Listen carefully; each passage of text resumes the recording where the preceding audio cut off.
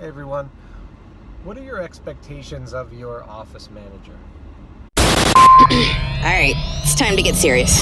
You ready? Hello, everyone, and welcome to Blind Spots with your host, Dr. John Armando, co-owner of Westminster Eye Care Associates and Uppercut Consulting. Blind Spots is independent optometry like you've never heard before. Does your practice have a purpose? Blind Spots is all about experiencing the roller coaster journey of developing the true purpose of your practice and, in turn, living a more fulfilling life.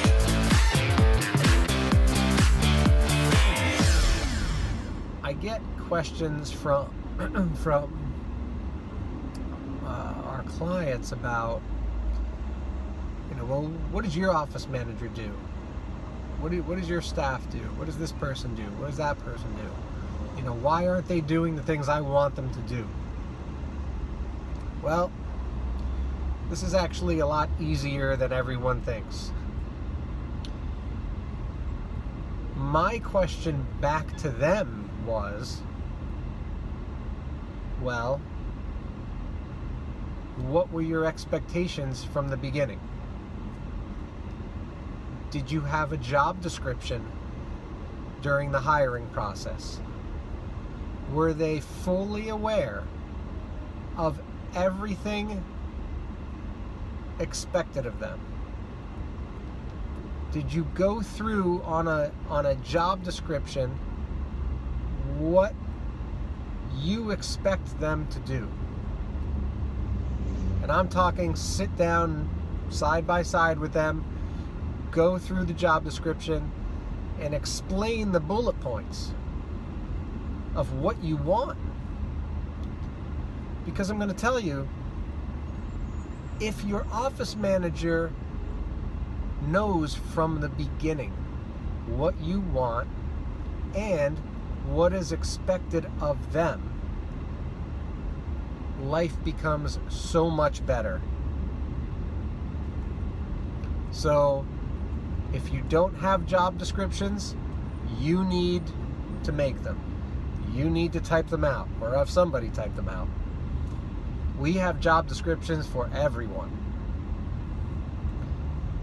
And during the hiring process, we go through everything, along with our core values. The core values is probably the most important part. If they're not the type of person that's going to go and change the toilet paper in the bathroom because there's no toilet paper left and they just leave, do you want that type of person in your office? Do you want the type of person that's too good to pick up a piece of paper off the floor and throw it in the garbage can? No. But if you don't address that and talk about that before you hire your office manager or staff member, they're not going to know. And you're not going to know. If you sit there and say, well, do you think it's your job if there's a tissue on the floor to pick it up and put it in the garbage can? And they say no. In my mind, the interview's over. You can play nice for the next 2 minutes before you kick them out of your office. But this is where you're going to realize it. It needs to be done during the hiring process, before you hire them. And if you're thinking, well, now it's too late, they're the office manager now, or I hired them and I didn't do any of that, you need to still go back and do it. And you need to apologize and say, I'm sorry we didn't go through this, but I need to go through this because this is what I expect of you, and I want you to know that these are the things you need to be doing. And it should be helpful to them because they're not wondering what it is they did wrong. And you're sitting there fuming about something. They don't know what it is because you never told them. You never gave them the things that are expected of them to do. This will change your office culture tremendously. So please implement this protocol. It is one of the most important things to implement. let your office manager and staff know what it is, their job description, or I'm sorry, what is their job description?